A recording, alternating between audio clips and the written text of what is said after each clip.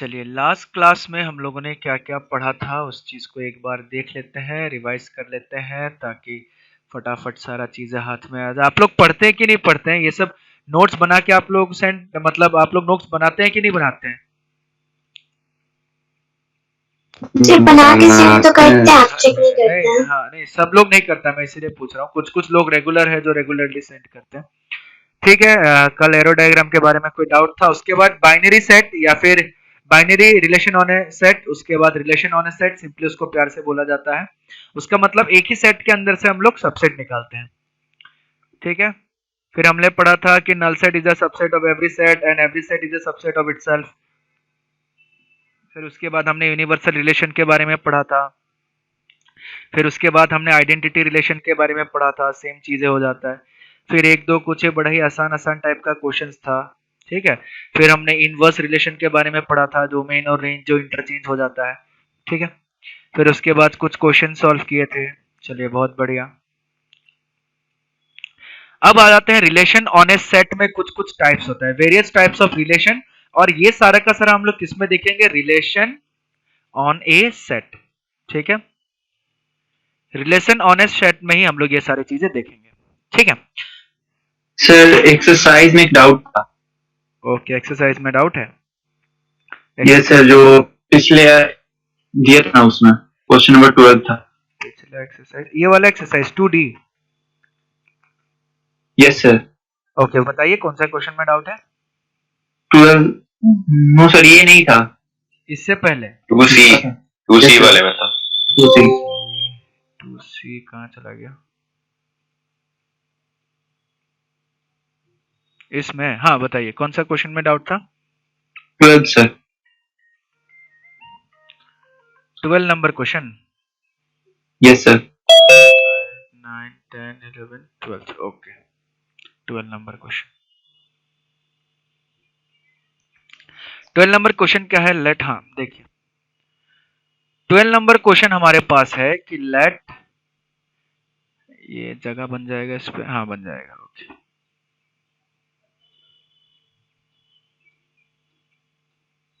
ठीक है, ध्यान से देखिएगा। बोला कि let R X comma Y, यानी कि आर एक रिलेशन है। मैं फटाफट समझा देता हूं, मैं ज्यादा नहीं टाइम वेस्ट करेंगे। आर एक रिलेशन है जिसको ऑर्डर पेयर के फॉर्म में लिखा जाएगा एक्स कोमा वाई, जिसमें एक्स वाई क्या होगा? इंटीजर होगा। और बोला गया कि X square plus Y square जो है वो लेस देन 4 होना चाहिए। यानी कि X square plus Y square अगर मैं करूं तो वो लेस देन और इक्वल टू 4 होना चाहिए। ठीक है। तो हमें इस तरीके का नंबर लेना पड़ेगा। एक सेकंड रुकिए, क्या हो गया? अमरिंदर सर को फोन कर दो एक बार, उठाएंगे फिर से करो।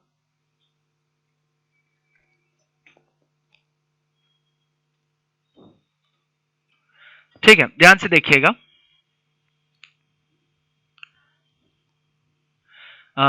Are is equal to X comma Y बोला गया है। ठीक है, एक्स कोमा वाई क्या है? हमारा ऑर्डर पेयर में जो है वो सेट है, जो रिलेशन का वैल्यू है। एक्स वाई को बोला गया है इंटीजर, और X square plus Y square का वैल्यू लेस देन 4 होना चाहिए। ये चीज हमें जानना है। ठीक है। अब देखिए हमें इस तरीके के नंबर ढूंढना है कि X square plus Y square जो है वो लेस देन 4 होना चाहिए। चलिए सबसे पहले हम लोग देखते हैं कि एक्स स्क्वायर और वाई स्क्वायर क्या हो सकता है जिसका वैल्यू लेस देन और इक्वल टू 4 हो। ठीक है। अब देखिए सबसे पहले हम लोग इधर x लेते हैं, इधर y लेते हैं। अब बताइए अगर मैं x का वैल्यू -2 ले लूं, -2 से ज्यादा तो हो नहीं सकता। -2 से ज्यादा इसलिए नहीं हो सकता, अगर मैं -3 ले लूंगा तो -2 का -3 का स्क्वायर कितना आ जाएगा? -3 का स्क्वायर हमारे पास आ जाएगा कितना? -3 का स्क्वायर आ जाएगा 9, और 9 तो जो है वो 4 से बड़ा हो जाएगा, बट हमें 4 या 4 से छोटा चाहिए। ठीक है। तो अब बताइए अगर मैं x का वैल्यू -2 ले लूं तो y का वैल्यू कितना आना चाहिए? 0 आना चाहिए। बहुत बढ़िया। ठीक है। अगर मैं x का वैल्यू -1 ले लूं, ठीक है, x का वैल्यू क्या ले लूं? -1 ले लूं, तो y का वैल्यू क्या होना चाहिए? -1 का स्क्वायर प्लस y का वैल्यू क्या हो सकता है? y का वैल्यू या तो 0 हो सकता है, 0 स्क्वायर, या फिर -1 का स्क्वायर प्लस -1 का स्क्वायर, ये हो सकता है, या तो -1 का स्क्वायर प्लस 1 का स्क्वायर, ये हो सकता है कि नहीं? आया समझ में? अगर मैं 2 ले लूं Yes, तो sir. -1 का स्क्वायर प्लस 2 स्क्वायर ले लूं तो ये तो मेरा 5 हो जाएगा, और 5 जो है इस कंडीशन को सेटिस्फाई नहीं करेगा। यानी कि अगर मैं -1 ले लूं तो हमारे पास क्या क्या वैल्यू होना चाहिए y का, या तो 0 या तो 1 या फिर -1। ठीक है, क्लियर है, क्योंकि Yes, इंटीजर sir. बोला गया। अब बोलिए x का वैल्यू मैं 1 ले लूं, अगर मैं x का वैल्यू 1 ले लूं तो y का वैल्यू क्या हो सकता है, सेम y का वैल्यू -1 भी हो सकता है, y का वैल्यू 0 भी हो सकता है, y का वैल्यू 1 भी हो सकता है। ठीक है, ठीक है, -1 पे जो आएगा y 1 पे भी वही आएगा। अब सोचिए मैं x का वैल्यू क्या ले लूं, x का वैल्यू मैं ले लेता हूं 1, हो गया, सॉरी 0 लेना भूल गया। अगर मैं x का वैल्यू 0 ले लूं तो y का वैल्यू क्या क्या आ सकता है जो इस कंडीशन को सेटिस्फाई करेगा, y का वैल्यू 0 भी आ सकता है, y का वैल्यू -1 भी ले सकते हैं, y का वैल्यू -2 भी ले सकते हैं, y का वैल्यू 1 भी ले सकते हैं, और y का वैल्यू 2 भी ले सकते हैं। आया समझ में? 0 स्क्वायर प्लस 0 स्क्वायर, 0 इसको सेटिस्फाई करेगा, 0 स्क्वायर प्लस -1 का होल स्क्वायर यानी कि 1, ये भी इस कंडीशन को सेटिस्फाई करेगा। 0 स्क्वायर प्लस -2 का स्क्वायर 4, ये भी इस कंडीशन को सेटिस्फाई करेगा। 0 स्क्वायर प्लस 1 स्क्वायर, ये भी इस कंडीशन को सेटिस्फाई करेगा। आया समझ में? आया कि नहीं आया? Yes, sir. आ गया. हाँ, अब 0 हो गया, 1 हो गया, अगला क्या ले सकते हैं, 2 ले सकते हैं। अगर इसका वैल्यू हमने 2 ले लिया तो y का वैल्यू क्या आएगा, ऑब्वियसली 0 आएगा, 0 के अलावा दूसरा नहीं आ सकता। तो ये सारे कॉम्बिनेशन पॉसिबल है, पॉसिबल है कि नहीं? तो यानी कि R के अंदर हमारे पास क्या क्या आएगा, R के अंदर हमारे पास आएगा एक तो -2, 0, नीचे कौन आया है, नीचे कोई आया है, जाके देखो और उसको सर को फोन कर दो, जाओ फटाफट। ठीक है, ये -2, 0 आ जाएगा हम लोगों के पास। ठीक है, उसके बाद -1, 0 ले सकते हैं, उसके बाद -1, 1 ले सकते हैं, उसके बाद -1, -1 ले सकते हैं, उसके बाद 1 के साथ क्या क्या ले सकते हैं, अगर x का वैल्यू 1 ले लो तो 1, -1 ले सकते हैं, 1, 0 ले सकते हैं, और 1, 1 ले सकते हैं। उसके बाद 0 के साथ क्या ले सकते हैं, 0, 0 ले सकते हैं, 0, -1 ले सकते हैं, 0, -2 ले सकते हैं, फिर 0, 1 ले सकते हैं, और 0, 2 ले सकते हैं। ठीक है, फिर उसके बाद 2 के साथ क्या ले सकते हैं, 2, 0 ले सकते हैं। तो ये सारा हमारा पॉसिबल है कि नहीं है? इसके अलावा कुछ पॉसिबल हो सकता है क्या जो इस कंडीशन को सेटिस्फाई करे, बताइए। No, sir. इसके अलावा दूसरा नहीं हो सकता है। इसको ऐसे भी कर सकते हैं, या तो इसको इक्वल थोड़ा सा कुछ कुछ करके कर सकते हैं। अब बोला गया, हाँ देखो ना नीचे जाके, ठीक है, बच्चा सबसे पूछ लो एक बार कहाँ गया। ठीक है, अब बोला गया है कि इसको बोलने के लिए रोस्टर फॉर्म में लिखने के लिए बोला गया है, तो यही हमारा रोस्टर फॉर्म है। ठीक है, कि सारे एलिमेंट्स को लिख दिया, कॉमा से सेपरेट कर दिया। अब बोला गया है डोमेन और रेंज फाइंड आउट कीजिए।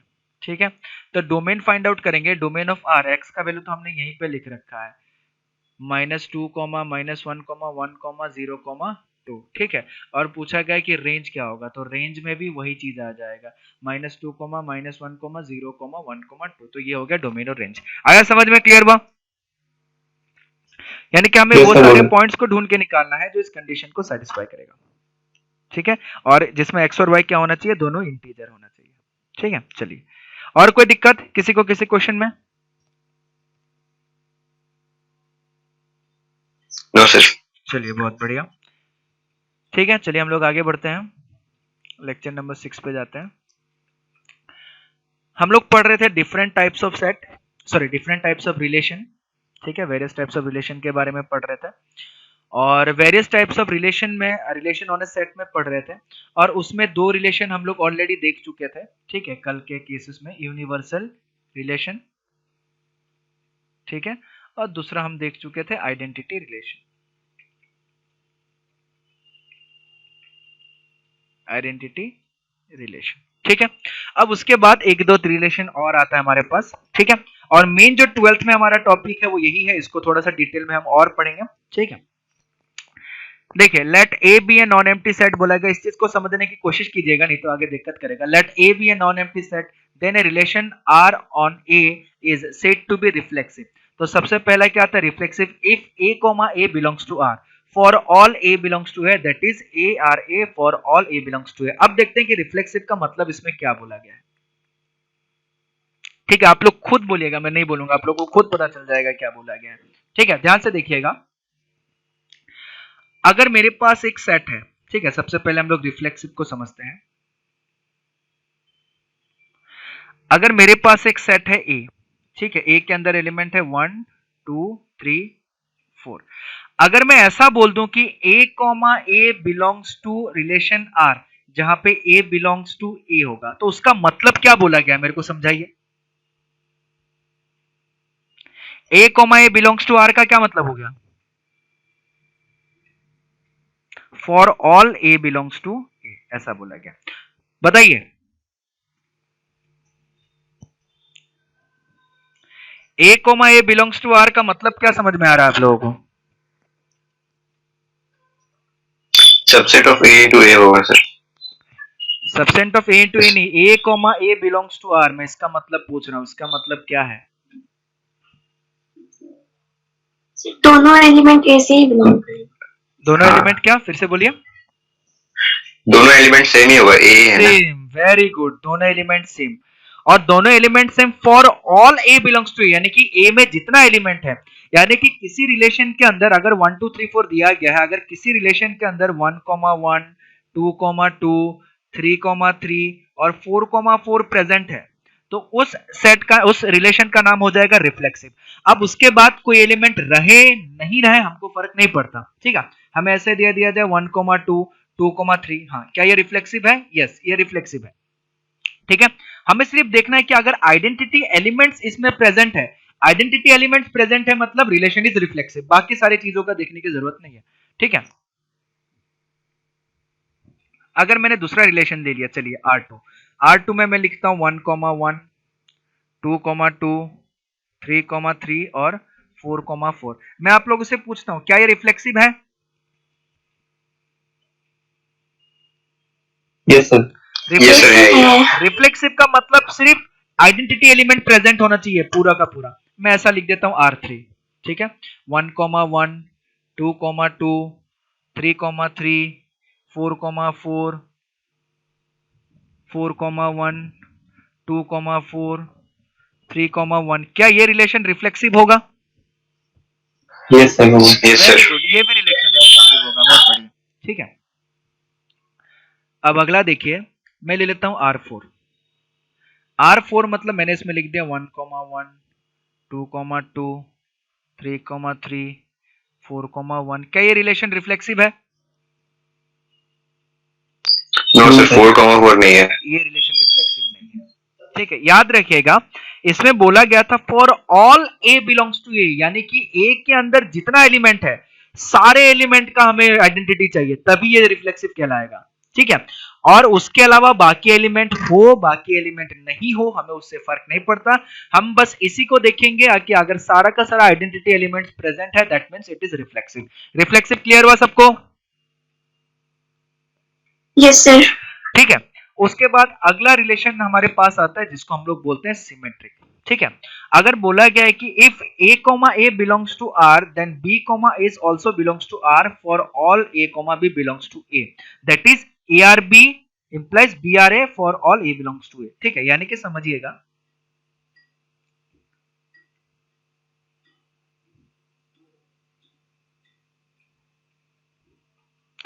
समझिएगा चीजों को आगे। ठीक है, अगला हमारे क्या है, सिमेट्रिक है, symmetric relation. Symmetric relation,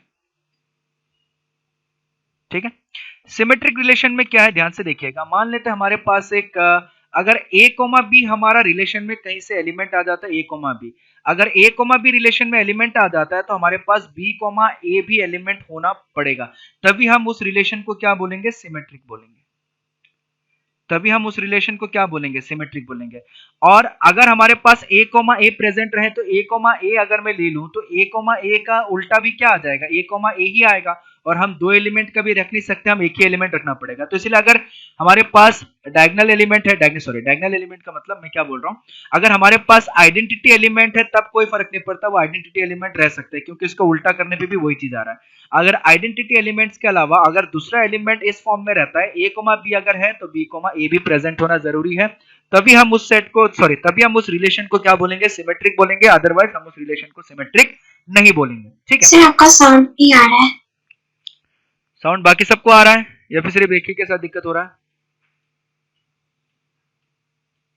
sir आ रहा है। ओके, यानी कि आपको नहीं आ रहा है, मतलब आपका नेटवर्क में फिर प्रॉब्लम हुआ होगा। ठीक है, अगर बाकी सबको आ रहा है, अगर एक दो को दिक्कत हो रहा है, मतलब फिर आपका नेटवर्क का थोड़ा सा दिक्कत होगा, मौसम की वजह से दिक्कत हो सकता है। ठीक है, ध्यान से देखिएगा आगे।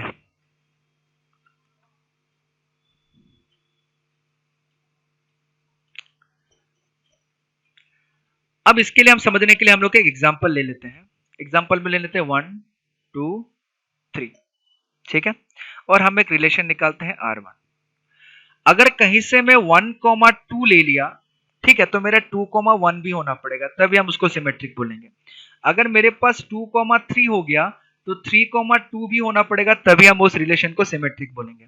और अगर हमारे पास कोई भी इस तरीके का एलिमेंट रह जाए तो उससे उसको कोई फर्क नहीं पड़ता। अगर मेरे पास आइडेंटिटी एलिमेंट रह जाए तो आइडेंटिटी एलिमेंट रह सकते हैं, उससे कोई फर्क नहीं पड़ेगा। ठीक है, लेकिन हमें क्या ध्यान रखना है कि अगर 1,2 है तो 2,1 होना ही पड़ेगा, 2,3 है तो 3,2 होना ही पड़ेगा। तो ये हमारा सिस्टम क्या हो जाता है, इसको हम लोग बोलते हैं सिमेट्रिक रिलेशन। ये हमारा हो जाता है सिमेट्रिक रिलेशन। ठीक है, अब ध्यान दीजिएगा, मैं एक क्वेश्चन पूछता हूं आप लोगों से। मैंने ले लिया 1,1 2,2 1,3 3,1 2,3। क्या ये रिलेशन सिमेट्रिक है? Is this relation is symmetric? No sir. क्यों नहीं है? सर 2,3 का नहीं है। 2,3 है लेकिन 3,2 नहीं है। डायगोनल एलिमेंट्स रह सकता है क्योंकि उसको उल्टा करेंगे भी तो वही आ जाएगा। ठीक है, 1,3 लिया गया है, 3,1 है, बहुत बढ़िया। बट 2,3 लिया गया है लेकिन 3,2 नहीं है, तो दिस इज नॉट सिमेट्रिक। तो ये केस में क्या हो जाएगा, not symmetric. This is not symmetric, तो ये हमारा सिमेट्रिक नहीं है। बिकॉज, क्यों नहीं है? Because 3,2 is not present. ठीक है, अब आप लोगों से मैं पूछता हूं, अब थोड़ा सा इंटरेस्टिंग पॉइंट आएगा। अगर मैंने ऐसा बोल दिया 1,1 2,2 3,3, क्या ये सिमेट्रिक है? यस सर है। Very Yes, good, sir. ये सिमेट्रिक है। Very good. ठीक है, ध्यान से सुनना, क्वेश्चन में क्या बोला गया, सॉरी प्रॉपर्टी में क्या बोला गया, इफ। ध्यान से सुनना, इफ का मतलब अगर। ठीक है, इफ का मतलब क्या होता है, अगर। हमारा रिलेशन सिमेट्रिक होता है। ठीक है, अगर a b प्रेजेंट है तब b a प्रेजेंट होना जरूरी है। अगर a b नहीं है तो नहीं होगा, सिंपल सी बात है। अगर मैं 1,1 2,2 3,3 दिया जाए तो 1,1 का अगर मैं उल्टा भी करूंगा तो 1,1 ही आएगा, 2,2 को उल्टा करूंगा तो भी 2,2 ही आएगा। तो ये हमारा सिमेट्रिक है। ठीक है, तो ध्यान से समझने की कोशिश कीजिएगा कि अगर मेरा 1,1 2,2 3,3 है तो इसका उल्टा भी करूंगा तो वही आएगा, तो सेट तो ऐसा ही बनेगा, तो ये सिमेट्रिक हो गया। लेकिन अगर इसके अलावा अगर कोई भी एक एलिमेंट आता है, जैसे 1,2 आ जाता है, 3,1 आ जाता है, 4,2 आ जाता है, अगर इस तरीके का कोई भी एलिमेंट आता है तो उसका जो रिवर्स है यानी कि उल्टा वाला है वो भी प्रेजेंट होना जरूरी है। अगर 1,3 आता है तो 3,1 भी प्रेजेंट होना जरूरी है। ठीक है, तब उस रिलेशन को क्या बोलेंगे, सिमेट्रिक। अदरवाइज ये हमेशा सिमेट्रिक रहेगा। ठीक है, क्लियर हुआ सबको? अगला देखिए ट्रांजिटिव। अगला हमारे पास रिलेशन क्या आ जाता है, ट्रांजिटिव आ जाता है। ठीक है, ट्रांजिटिव रिलेशन क्या है, ध्यान से देखिएगा।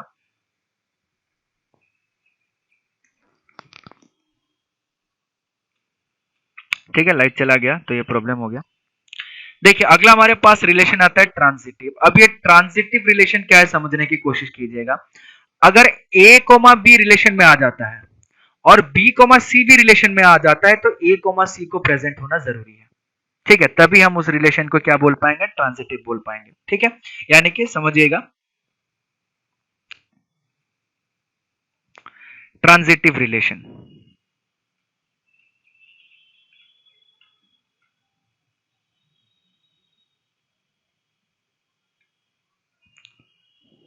Transitive relation. अब ये ट्रांजिटिव रिलेशन क्या है, ध्यान से समझिएगा। मान लेते हैं हमारे पास एक सेट है ए के अंदर एलिमेंट है 1 2 3 और 4। ठीक है, हमारे पास एक सेट है ए के अंदर एक एलिमेंट है 1 2 3 और 4। अब हमारे पास एक रिलेशन आ जाता है आर, ठीक है, R1, और यहाँ पे एक एलिमेंट आता है 1 2 और 2 3। ध्यान से देखिएगा, अगर ये दोनों एलिमेंट प्रेजेंट होता है तब भी, अगर मेरे पास 1 2 भी है 2 3 भी है तो मेरा 1 3 भी प्रेजेंट होना जरूरी है, तभी हम उस रिलेशन को क्या बोलेंगे, ट्रांजिटिव रिलेशन। तभी हम उस रिलेशन को क्या नाम देंगे, ट्रांजिटिव रिलेशन। ठीक है, अगर वन को ऐसा मान लीजिए, अब दिमाग में ऐसा मान लीजिए कि दुनिया का सारा रिलेशन ट्रांजिटिव है। ठीक है, बस उसी ट्रांजिटिव के अंदर अगर ऐसा दो एलिमेंट दिख जाता है तो तीसरा वाला एलिमेंट भी होना पड़ेगा, तभी ट्रांजिटिव होगा, अदरवाइज ट्रांजिटिव नहीं होगा। अगर मैं ऐसा लिख दूं रिलेशन 2, ठीक है, कि 2 3 ले लिया और 3 4 ले लिया, क्या ये रिलेशन ट्रांजिटिव होगा? नो सर, नहीं होगा। नो सर, नहीं होगा, ट्रांजिटिव नहीं होगा, नॉट ट्रांजिटिव। ठीक है, बट अगर मैं ऐसा लिख दूं कि 2 3 और 1 1, क्या ये रिलेशन ट्रांजिटिव है?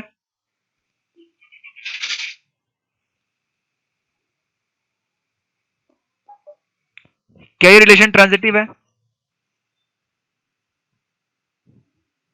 No sir. ठीक है, मैंने अभी क्या बताया था, ध्यान से सुनिएगा। ऐसा मान लीजिए कि दुनिया का सारा रिलेशन ट्रांजिटिव है। ठीक है, कोई भी रिलेशन दिया गया है, हमारा सारा रिलेशन, ऐसा मान लीजिए कि सारा रिलेशन ट्रांजिटिव है, और अगर उसके अंदर ऐसा केसेस आ जाता है तब तीसरा वाला केसेस आना जरूरी है। अगर ऐसा केसेस नहीं आता है तो तीसरा वाला केसेस आना जरूरी नहीं है। मेरे पास 2 3 है, अगर 3 1 आता तब ना 2 1 आने का जरूरी होता। क्या इसमें कहीं पे 3 1 या 3 2 या 3 4 ऐसा कुछ है इसमें, है क्या? No sir. तो तीसरा वाला कंडीशन अप्लाई ही नहीं होगा इसमें। ये कंडीशन कब अप्लाई होगा, जब ये भी प्रेजेंट है ये भी प्रेजेंट है, तब तीसरा वाला थर्ड वाला टर्म प्रेजेंट होना जरूरी है। लेकिन अगर एक प्रेजेंट है दूसरा वाला प्रेजेंट नहीं है तो जरूरी नहीं है, ये हमेशा ट्रांजिटिव होगा। ठीक है, ट्रांजिटिव कब नहीं हो सकता है, जब ये दोनों एलिमेंट प्रेजेंट होगा, और ये दोनों एलिमेंट प्रेजेंट होने के कारण अगर थर्ड वाला एलिमेंट प्रेजेंट नहीं हुआ तो उस केस में वो ट्रांजिटिव नहीं होगा। आया समझ में? क्वेश्चन देखिए इसका, चीजें क्या बोला गया, चीजें बोला गया यदि अगर ये दोनों प्रेजेंट होता है तब तीसरा वाला एलिमेंट प्रेजेंट होना जरूरी होगा, तभी ट्रांजिटिव कहा जाएगा। अगर इन दोनों में से ये वाला एलिमेंट प्रेजेंट ही नहीं है तो इसको भी प्रेजेंट होना जरूरी नहीं है, सिर्फ और सिर्फ यही बचा, तो ये हमारा क्या बन जाएगा, ट्रांजिटिव बन जाएगा। यानी कि ऐसा मान लीजिए बाय डिफॉल्ट सब ट्रांजिटिव है, और उसके साथ अगर हमारा ये और ये कंडीशन आ जाता है और तीसरा वाला कंडीशन नहीं आता है तब ट्रांजिटिव नहीं होगा। ये ट्रांजिटिव नहीं होने का कंडीशन है, मान लो। ठीक है, आया समझ में?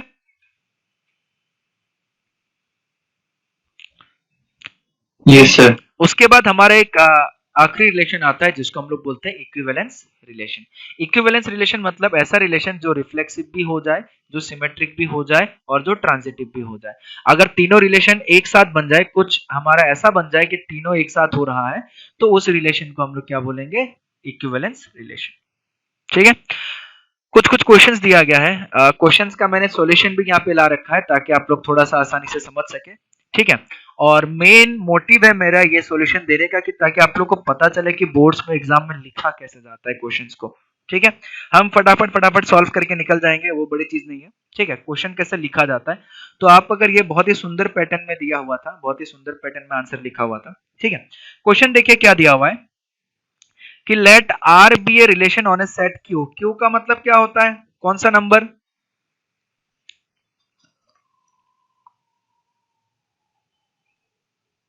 क्यू मतलब कौन सा नंबर होता है?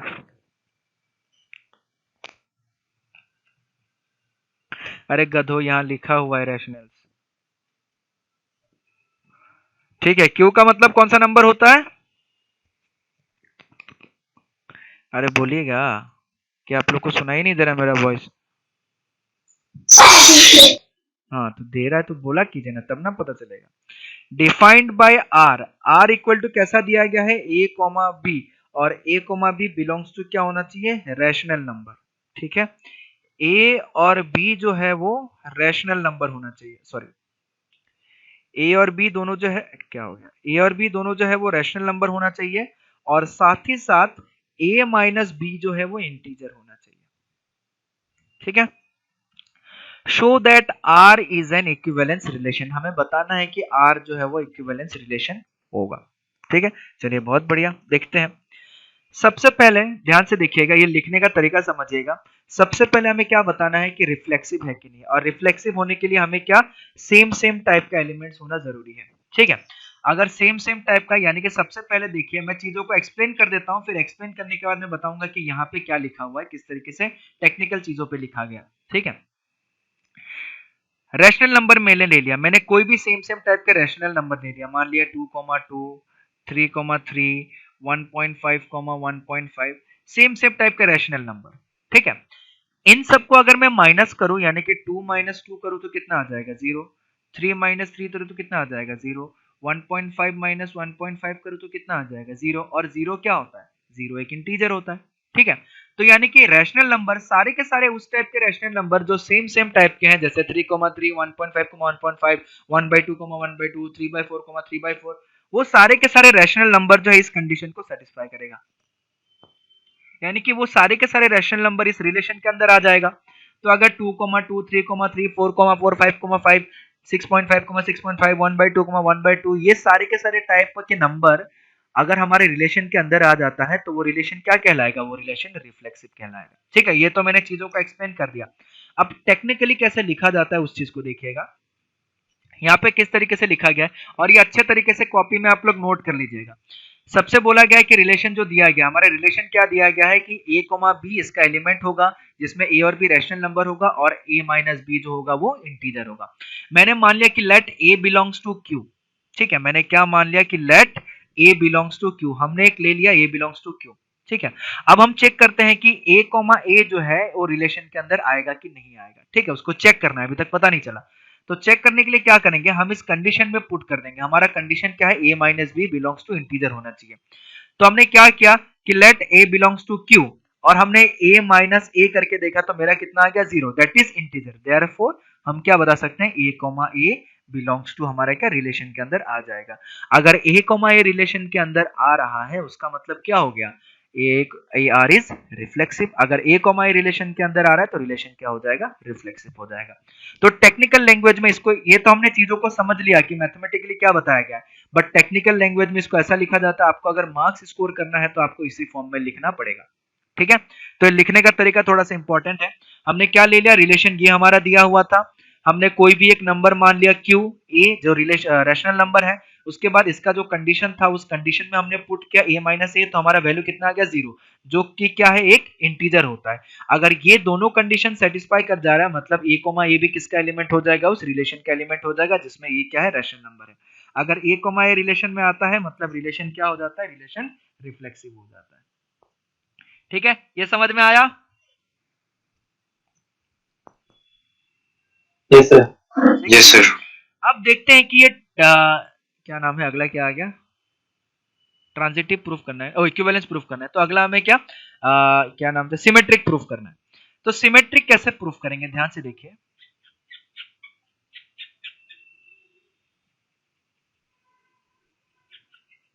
ठीक है, मैंने ऐसा ले लिया कि कोई भी दो नंबर ले लिया कि let a, b belongs to rational number. ठीक है, सच दैट मैंने ऐसा मान लिया, सच दैट कि a minus B is equal to c where c belongs to integer, मैंने ऐसा मान लिया। ठीक है, मैंने ऐसा मान लिया कि a, b जो है एक रैशनल नंबर है, और सच दैट कुछ इस तरीके का है कि a माइनस बी करने पे हमारा एक वैल्यू आ रहा है c, जो कि क्या है, c एक इंटीजर है। ठीक है, तो यानी कि ये अगर कंडीशन होता है that means what, a, b belongs to एक रैशनल का पार्ट हो जाएगा, सॉरी रिलेशन का पार्ट हो जाएगा। अगर मैं b माइनस ए करूं तो मेरा वैल्यू कितना आएगा, माइनस सी। अगर c एक इंटीजर है तो माइनस सी भी इंटीजर होगा या नहीं होगा? अगर मेरे पास 5 एक इंटीजर है, क्या माइनस 5 इंटीजर होगा? यस और नो? इससे होगा। अगर मेरा -12 एक इंटीजर है तो इसका ऑपोजिट यानी कि 12 भी एक इंटीजर होगा। तो हम लोग बता सकते हैं कि मैंने सबसे पहले मान लिया कि a, b एक रिलेशन को लाई कर रहा है। Let a, b belongs to q such that a - b is equal to c और c बिलोंग्स टू क्या इंटीजर। देयरफॉर हम लिख सकते हैं कि a, b belongs to r यानी कि a, b अगर r का एलिमेंट है तो अगर मैं b - a करूं तो तो कितना आएगा -c। वी नो दैट, यहाँ पे हम लोग लिख भी सकते हैं, आप अगर चाहें तो लिख भी सकते हैं। we know that कि if c belongs to integer then -c will also belongs to integer। ठीक है, अगर c इंटीजर है तो -c भी इंटीजर होगा। देयरफॉर अगर b - c इंटीजर आ रहा है तो b, c भी क्या हो जाएगा, बिलोंग्स टू r हो जाएगा। अगर a, b belongs to r आ रहा है, b, c क्या लिख दिया मैंने, b, a है ना, then b, a is also belongs to r। अगर a, b भी belongs to r है, b, a भी belongs to r है, तो यानी कि वो रिलेशन क्या कहलाएगा, वो रिलेशन कहलाएगा सिमेट्रिक। अब इन्होंने किस तरीके से लिखा है, जैसे मैंने ये सच दैट एज्यूम कर लिया था, इन लोगों ने एज्यूम कर लिया कि ये रिलेशन का पार्ट है। अगर a - b रिलेशन का पार्ट है तो सॉरी a, b रिलेशन का पार्ट है तो a - b इंटीजर होगा। ठीक है, a - b को मैंने क्या लेट c एज्यूम कर लिया था, तो यहाँ पे इन लोगों ने डायरेक्टली लिख दिया। अगर a - b इंटीजर है तो माइनस ऑफ a - b भी इंटीजर होगा। Minus of a - b integer मतलब b - a भी इंटीजर होगा। b - a अगर इंटीजर हुआ that means b, a belongs to relation. अगर a, b belongs to relation आ रहा है और b, a भी रिलेशन में आ रहा है तो यानी कि r इज क्या हो जाएगा, सिमेट्रिक हो जाएगा। आप लोगों को समझ में आया? Yes sir. जो बहुत कम बोलता है यहाँ पे, एक हो गया सुरभि, दूसरा हो गया नैन्सी, तीसरा हो गया हुमांजलि और चौथा कौन हो गया, विवेक तो बोलते रहता है। हाँ, ये लोग, आप लोग बहुत ही कम बोलते हैं। अगर कम बोलिएगा तो कम सीखिएगा। ठीक है, तो आप लोग पूछा कीजिए, बोला कीजिए, जहां डाउट आता है उसको पूछा कीजिए। ठीक है, तो आप लोग पूछते नहीं है जो कि गलत बात है। आप लोग कोई दिक्कत? No sir. Surabhi, Sunny, Nancy, Humanjali? No sir. No sir. तो वही हो गया कि चैन से सोना है तो जाग जाइए। ठीक है, अगर सो रहे हैं तो आप लोग जाग जाइए और पूछा कीजिए क्वेश्चन। ठीक है, अगला हमें पूछा गया है कि सॉरी, इक्विवेलेंस के लिए हमने ये तो प्रूफ कर दिया कि रिफ्लेक्सिव है। ठीक है, हमने ये भी प्रूफ कर दिया कि सिमेट्रिक है। अगला हमें प्रूफ करना है कि ट्रांजिटिव भी है। अगर ट्रांजिटिव भी हमने प्रूफ कर दिया तो हमारा क्या बन जाएगा, ये पूरा का पूरा। अब देखिए ट्रांजिटिव कैसे हो सकता है। ट्रांजिटिव में क्या होना चाहिए कि अगर a, b रिलेशन में लाई कर जाता है, ठीक है, और b, c भी रिलेशन में लाई कर जाता है, तो हमें प्रूफ करना पड़ेगा कि a, c भी जो है वो रिलेशन का पार्ट है। ठीक है, तो चलिए देखते हैं किस तरीके से होगा। तो क्या करते हैं, हम एज्यूम कर लेते हैं। ठीक है, क्या हम एज्यूम कर लेते हैं कि let a, b belongs to r and b, ठीक है, देखिएगा हमने क्या एज्यूम कर लिया। हमने एज्यूम कर लिया कि a, b जो है वो r का एलिमेंट है और b, c जो है वो भी r का एलिमेंट है। ठीक है, अगर a, b r का एलिमेंट हो गया दैट मीन्स क्या हो गया, a - b जो हो गया वो हो गया इंटीजर। कोई इंटीजर मैंने मान लिया चलो p। ठीक है, जहां पे p बिलोंग्स टू इंटीजर। अगर b, c, ध्यान से देखिएगा, अगर b, c भी हमारा रिलेशन को बिलोंग करता है तो b - c भी क्या हो जाएगा, इंटीजर, जिसको मैंने मान लिया चलो q, जहां पे q बिलोंग्स टू इंटीजर। हमें प्रूफ करना है कि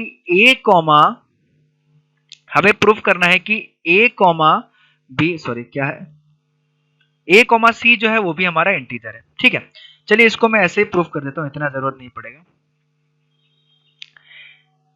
a - b बिलोंग्स टू क्या हो जाएगा, इंटीजर हो जाएगा, और b - c जो हो जाएगा वो भी बिलोंग्स टू क्या हो जाएगा, इंटीजर हो जाएगा। ठीक है, सबको समझ में आएगा, बहुत बढ़िया। अगर a - b इंटीजर है, b - c इंटीजर है, तो दो इंटीजर को प्लस करने से हमारा आंसर क्या मिलेगा, इंटीजर ही मिलेगा। ठीक है, तो यानी कि अगर मैं a - b यानी कि 1 + 2 अगर कर दूं, यानी कि a minus B plus B minus C कर दूं तो ये भी बिलोंग्स टू क्या हो जाएगा, इंटीजर। दो इंटीजर का सम हमेशा इंटीजर होता है, तो उस हिसाब से हमारे क्या मिल जाएगा, a minus B plus B minus C, ये बिलोंग्स टू क्या हो जाएगा, इंटीजर। तो b और b कट गया तो क्या हो जाएगा, a माइनस सी भी बिलोंग्स टू क्या हो गया, इंटीजर। अगर a माइनस सी भी बिलोंग्स टू इंटीजर है तो a कॉमा सी ये बिलोंग्स टू क्या हो जाएगा, हमारा रिलेशन। ठीक है, तो यानी कि a कोमा सी भी हमारे क्या हो जाएगा, रिलेशन का पार्ट हो जाएगा। अगर मेरे पास a कोमा बी हमने एज्यूम कर लिया रिलेशन में है, मैंने b कोमा सी एज्यूम कर लिया रिलेशन में है, तो उन दोनों को यूज करके हमें पता चला कि a कोमा सी भी रिलेशन में अपने आप आ जा रहा है। तो अगर कहीं पे इस तरीके का इंसिडेंट होता है तो उसको हम लोग क्या बोलते हैं कि अगर a कोमा बी भी प्रेजेंट है और b कोमा सी भी प्रेजेंट है, और इन दोनों के प्रेजेंट होने की वजह से अगर हमारे पास a कोमा सी भी प्रेजेंट आ जाता है तो उसको हम लोग बोलते हैं ट्रांजिटिव रिलेशन। तो इसमें भी वही लिखा गया है, ध्यान से देखिए। अगर a कोमा बी रिलेशन में आ रहा है, b कोमा सी भी रिलेशन में आ रहा है, तो a माइनस बी भी इंटीजर होगा और b माइनस सी भी इंटीजर होगा, और दो इंटीजर का सम भी हमेशा क्या होता है, इंटीजर होता है। तो इन दोनों को सॉल्व करने पता चला a माइनस सी भी क्या आ गया, इंटीजर। अगर a माइनस सी इंटीजर है तो a कोमा सी रिलेशन का पार्ट हो गया। तो अगर a कोमा बी रिलेशन का पार्ट है, b कोमा सी भी रिलेशन का पार्ट है, तो उससे हमें तीसरा चीज पता चला कि a कोमा सी भी रिलेशन का पार्ट हो गया। अगर ऐसा सिचुएशन होता है तो रिलेशन क्या होता है, हमारा ट्रांजिटिव। तो हमारा जो रिलेशन था वो रिफ्लेक्सिव भी निकल के आया, सिमेट्रिक भी निकल के आया और ट्रांजिटिव भी निकल के आया। तो हमारा रिलेशन क्या हो गया, इक्विवेलेंस हो गया। ठीक है, तो हमें क्वेश्चन जो है इस तरीके से पूछा जाएगा। क्वेश्चन नंबर वाले पे कम पूछा जाता है, क्वेश्चन इस तरीके से ज्यादा पूछा जाता है। तो बहुत सारे क्वेश्चन है हमारे पास, बहुत सारे क्वेश्चन को हम लोग सॉल्व करेंगे। ठीक है, तो देखिए मैं चाहूंगा कि आप लोगों के पास कुछ कुछ क्वेश्चन है और मैं चाहूंगा आप लोग ये सारे क्वेश्चन को प्रैक्टिस करें, लिखने का तरीका सीखे इसको। ठीक है, ये टेक्निकल फॉर्म में लिखने में आप लोगों को गड़बड़ी होगा कि टेक्निकल टर्म में कैसे लिखेंगे सर, तो इसका प्रैक्टिस करना पड़ेगा थोड़ा सा। ठीक है, एग्जाम्पल 5 है, एग्जाम्पल 6 है, एग्जाम्पल 7 है, उसके बाद ये पूरा का पूरा एक एक्सरसाइज भी है। ठीक है, ये पूरा का पूरा एक एक्सरसाइज भी है। तो ये सारे चीजें आप लोग जो है इस क्वेश्चन को सॉल्व कर लीजिएगा। ठीक है, उसके बाद ये समरी एक पार्ट है, ये चैप्टर अभी खत्म नहीं हुआ है, याद रखिएगा। ये मैं 11th वाला पार्ट आप लोगों को खत्म कर दिया हूँ कि क्लास 11th में ये हल्का चीजें पढ़ना था, और क्लास 11 में हम लोग को ये क्लास 11-12 मत सोचिए, ये सोचिए कि आप लोग को रिलेशन एकदम स्टार्टिंग से पढ़ाया गया ताकि आगे समझने में कोई दिक्कत नहीं हो। ठीक है, तो आगे हम लोग क्या करेंगे, जो हमने रिफ्लेक्सिव पढ़ा, जो हमने सिमेट्रिक पढ़ा, जो हमने इक्विवेलेंस पढ़ा, जो हमने ट्रांजिशन पढ़ा, उसमें खूब ढेर सारा क्वेश्चन करना है और इसी चीज को आगे कंटिन्यू करना है। ठीक है, तो अभी तक हमने जो पढ़ा था उसका एक समरी है हमारे पास छोटा सा। उस समरी में क्या है कि ऑर्डर पेयर क्या होता है, हमने ये चीज देखा था, और दो ऑर्डर पेयर का ऑर्डर इंपॉर्टेंट होता है। ठीक है, ए क्रॉस बी क्या होता है, हमने वो पढ़ा था, ए क्रॉस बी का नंबर ऑफ एलिमेंट या फिर क्या होता है, ये चीज हमने देखा था। ठीक है, फिर ट्रिपलेट भी हमने पढ़ा था। ठीक है, ऑर्डर पेयर ऑर्डर ट्रिपलेट्स हमने पढ़ा था, ये चीज आप लोगों को याद होगा, ऑर्डर ट्रिपलेट्स। ठीक है, और ऑर्डर ट्रिपलेट्स में भी क्या होता है, ऑर्डर जो है वो इंपॉर्टेंट होता है, तो हम जो तो ऑर्डर के नहीं बना सकते हैं। उसके बाद कुछ कुछ हमारे पास नियम आया था, ये नियम हम लोग याद नहीं भी रहेगा तभी थोड़ा बहुत काम बन जाएगा अपना। ठीक है, उसके बाद हमने पढ़ा था कि रिलेशन क्या होता है। रिलेशन होता है तो दो सेट का दो क्रॉस प्रोडक्ट का सबसेट होता है, क्रॉस प्रोडक्ट नहीं, दो कार्टेशियन प्रोडक्ट का सबसेट होता है। उसके बाद हमने डोमेन रेंज के बारे में पढ़ा था, हमने इनवर्स रिलेशन के बारे में पढ़ा था। उसके बाद हमने रिलेशन ऑन ए सेट के बारे में पढ़ा था। उसके बाद रिलेशन ऑन ए सेट के अंदर हम लोगों ने रिफ्लेक्सिव के बारे में पढ़ा, सिमेट्रिक के बारे में पढ़ा और ट्रांजिटिव के बारे में पढ़ा। ठीक है, और उसके बाद आखिरकार हमने इक्विवेलेंस रिलेशन के बारे में पढ़ा। ठीक है, तो इस पे कुछ कुछ क्वेश्चन है, कल हम लोग ढेर सारे क्वेश्चन प्रैक्टिस करेंगे, और जो मेन 12th का एकदम कोर है वो ये वाला पार्ट है जो आज हम लोगों ने पढ़ा। क्वेश्चन जो आएगा 12th में आप लोगों से ज्यादातर इसी से आएगा। ठीक है, इक्विवेलेंस रिलेशन क्या होता है, रिफ्लेक्सिव रिलेशन है कि नहीं है, अजीबोगरीब क्वेश्चन पूछ देगा, 4 पॉइंट है, 5 पॉइंट है, ट्राइंगल है, ये है। नंबर वाला तो चलो सही है।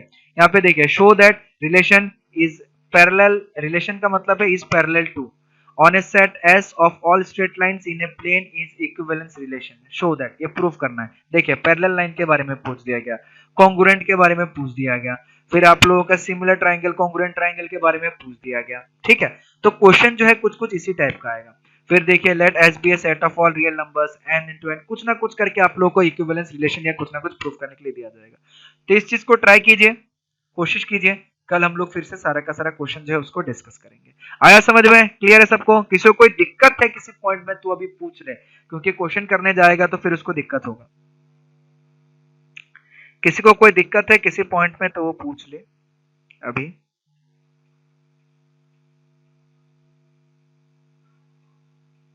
No doubt?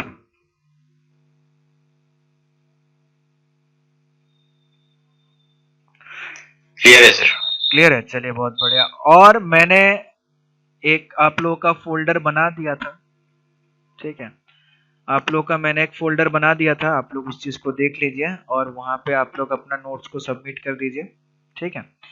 मैंने असाइनमेंट सेक्शन में एक ट्रिग्नोमेट्रिक नोट्स सबमिट का बना दिया था, उसमें अंकुश, हुमांजलि और विवेक ने अभी तक नोट सबमिट किया है, बाकी लोग नहीं किया है। तो बाकी जितने भी लोग हैं हमारे पास, कौन कौन लोग हैं? अंकित है, अंशिका है, नैन्सी ने सबमिट कर दिया, नहीं किया, नैन्सी है, शिवम है, हुमांजलि सबमिट कर दिया, ओके, शिवम है, मैं भी कर दूंगा सर, भूल गया था मैं। ओके, कोई बात नहीं, कर दीजिएगा ताकि मेरे ध्यान में रहे कि आप लोग ट्रिग्नोमेट्री पढ़ रहे हैं, ठीक है। और ये फिर जब क्लास 12th में हम लोग जाएंगे तो आप लोग को आसानी होगा ज्यादा, ठीक है। चलिए फिर आज का क्लास हम लोग यहीं पे खत्म करते हैं। Thank you. Thank you sir.